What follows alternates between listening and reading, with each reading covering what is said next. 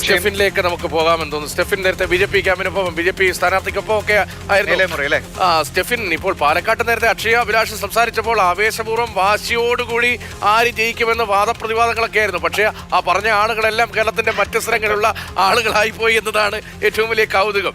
ഇപ്പോൾ സിറ്റി നിറയെ ഉള്ള ആളുകൾ അത് മറ്റിടങ്ങളിൽ നിന്ന് വന്ന ആളുകളാണ്. പുതുപ്പള്ളിക്കാരുണ്ട്, ആലത്തൂരുകാരുണ്ട്, തൃശ്ശൂരുകാരുണ്ട്, ചാലക്കുടിക്കാരുണ്ട്, ഇങ്ങനെ വിവിധ ഇടങ്ങളിലുള്ള ആളുകളാണ്. പക്ഷേ പാലക്കാട്ടുകാർ അവിടേക്ക് എത്താൻ പോകുന്നതല്ലേ ഉള്ളൂ. ഈ വിവിധ കോർണറുകൾ കേന്ദ്രീകരിച്ച് ഒരുക്കങ്ങളുടെ ഏറ്റവും അന്തിമമായ ഘട്ടത്തിലേക്ക് ഈ കാര്യങ്ങൾ എത്തുമ്പോൾ അവിടെ നിന്ന് അവർ എപ്പോഴാണ് പുറപ്പെട്ട് ഇവിടേക്ക് എത്തുക?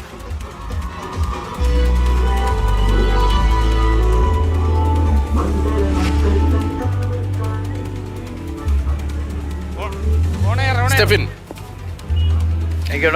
രാഗിനാണ് തയ്യാറായി നിൽക്കുന്നത്. രാഗൻ ആരുടെ ഒപ്പമാണ്? വലിയ ഒരു ആവേശം. അല്പസമയത്തിനകം തന്നെ BJP സ്ഥാനാർത്ഥിയായിട്ടുള്ള കൃഷ്ണകുമാറിന്റെ പ്രചാരണം, അതായത് അദ്ദേഹത്തിന്റെ ഇവിടെ നിന്നും ബസ് സ്റ്റാൻഡ് പരിസരത്തേക്കാണ് അദ്ദേഹത്തിന്റെ വാഹന പ്രചാരണം പോകുന്നത്. എല്ലാം ഇവിടെ സജ്ജമാണ്, നമുക്ക് കാണാം. വലിയ ആവേശത്തിൽ തന്നെയാണ് പ്രവർത്തകരെല്ലാം തന്നെ ഉള്ളത്.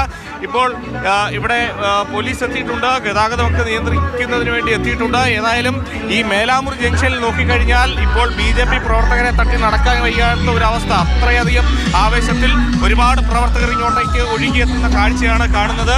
കൃഷ്ണകുമാർ ഇവിടെ സമീപത്ത് തന്നെയുള്ള കടയിൽ ഇപ്പോൾ അദ്ദേഹമുണ്ട്. അദ്ദേഹം അവിടെ വിശ്രമിക്കുകയാണ്. യഥാർത്ഥത്തിൽ ഇന്ന് രാവിലെ മുതൽ തന്നെ വലിയ ആവേശത്തിൽ ഓരോ സ്ഥലങ്ങളും, പിരായിരി പഞ്ചായത്തും അതോടൊപ്പം തന്നെ നഗരസഭയിലെ ഓരോ BJP പോക്കറ്റുകളും ഇറങ്ങി ഓരോ വോട്ടും ഉറപ്പിക്കുന്നതിന് വേണ്ടിയുള്ള ക്ഷീണ പരിശ്രമത്തിലായിരുന്നു സ്ഥാനാർത്ഥിയും BJPയും പ്രവർത്തകരും എല്ലാം തന്നെ ഉണ്ടായിരുന്നത്.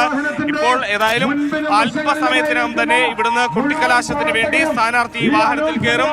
അതിനുശേഷം മറ്റു പ്രവർത്തകർ ഈ വാഹനത്തിൽ, ഇരുചക്ര വാഹനത്തിലും മറ്റു വാഹനങ്ങളിലും അതിനെ അനുഗമിക്കും. Bus stand പരിസരത്താണ് കൊട്ടിക്കലാശം. ഇവിടെ നിന്നും ഏതാണ്ട് കുറച്ച് കിലോമീറ്ററുകൾ ദൂരെയാണ്. അവിടെ BJP ക്യാമ്പിലെങ്കിലും ആ ജില്ലക്കാർ പാലക്കാട്ടുകാരുണ്ടോ സംസാരിക്കാൻ, അതോ മറ്റു ജില്ലകളിൽ നിന്ന് ആവേശമായി എത്തിയവരാണോ?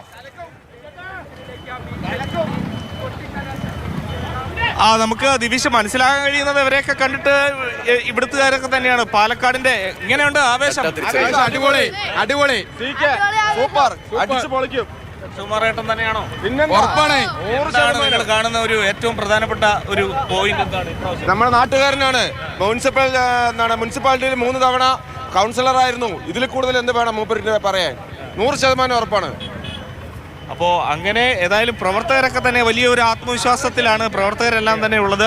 നമുക്ക് കാണാം, സ്ത്രീകളടക്കമുള്ള ആളുകൾ ഇങ്ങോട്ടേക്ക് എത്തുന്നുണ്ട്. ഈ ഒരു വലിയ നിരയുണ്ട്, വാഹനങ്ങളുടെ ഒരു വലിയ നിര തന്നെ ഇവിടെ കാണാം. അവരെല്ലാം തന്നെ ഒരു വലിയ ആവേശത്തിൽ പ്ലക്കാർഡൊക്കെ പിടിച്ചുകൊണ്ട്, ഇങ്ങനെ കൊടിയൊക്കെ പിടിച്ചുകൊണ്ട് വലിയ സജീവമായി ഇങ്ങനെ പോവുകയാണ്.